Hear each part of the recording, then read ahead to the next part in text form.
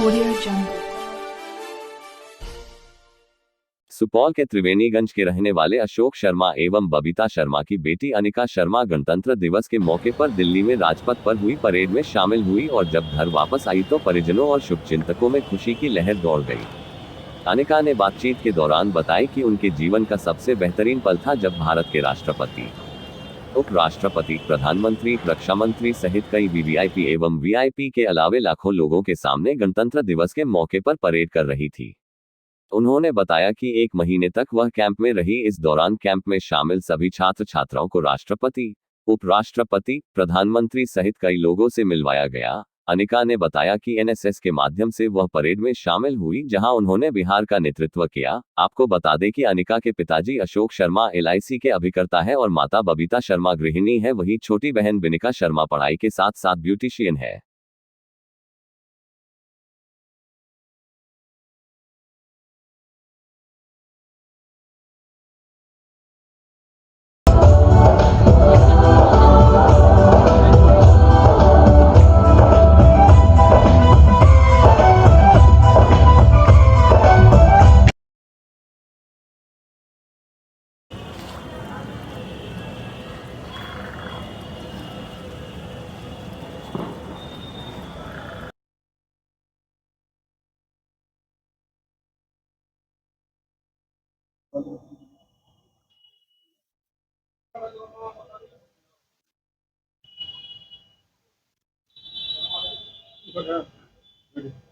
बिहार की तरफ से आपको एनएसएस को लेकर के प्रतिनिधित्व करने का मौका मिला है।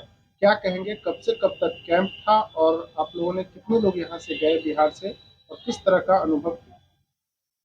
बिहार से हम लोग 4 लोग थे, जो कि एक मुजफ्फरपुर, मैं एक सुपौल से, एक मुजफ्फरपुर, एक पटना और एक दरभंगा से। तो कैंप 1 महीने का था न्यू दिल्ली में जवाहरलाल नेहरू स्टेडियम में। हमने वहाँ पे 1 महीना 1 जनवरी से 31 जनवरी तक कैंप किया और हमें राजपथ पर चलने का मौका मिला। ये मेरे लिए बहुत ही गर्व की बात है। देखिए, 4 लोगों का सिलेक्शन होना एक बड़ी बात है, खास करके बिहार के लोगों के लिए, और आप सुपौल से बिलोंग करते हैं। लेकिन जब कैंपस सिलेक्शन की बात हो रही थी कि परेड में कितने लोगों को शामिल होना है, ट्रेनिंग 1 महीने का होना था, तो कितने लोगों का पहले यहाँ से चयन करके भेजा गया एनएसएस के माध्यम से, फिर फाइनली किस तरह से सिलेक्शन? पहले तो पीआरडी कैंप हुआ था, जो कि पूरे बिहार से 18 लोगों का चयन किया गया था। उसमें मैं भी शामिल थी, जो कि हरिद्वार में हुआ था। 10 दिन का कैंप हुआ था। उसके बाद वहाँ पर 10 दिन के कैंप के बाद इंटरव्यूज, कल्चरल प्रोग्राम के बाद सिलेक्शन हुआ। तो पूरे बिहार से 4 लोगों का सिलेक्शन किया गया, जिसमें मैं भी शामिल थी, और वो 1 महीने का कैंप हुआ न्यू दिल्ली में। क्या अनुभव फील करते हैं, आपका सिलेक्शन हुआ और एनएसएस को लेकर के क्या कुछ कहना चाहते हैं, जो एक सब इतनी बड़ी अपॉर्चुनिटी आपको मिला एनएसएस के माध्यम से, क्या कहना चाहते हैं? ये मेरे लिए बहुत ही गर्व की बात है। बहुत ही सुनहरा पल था मेरे लिए।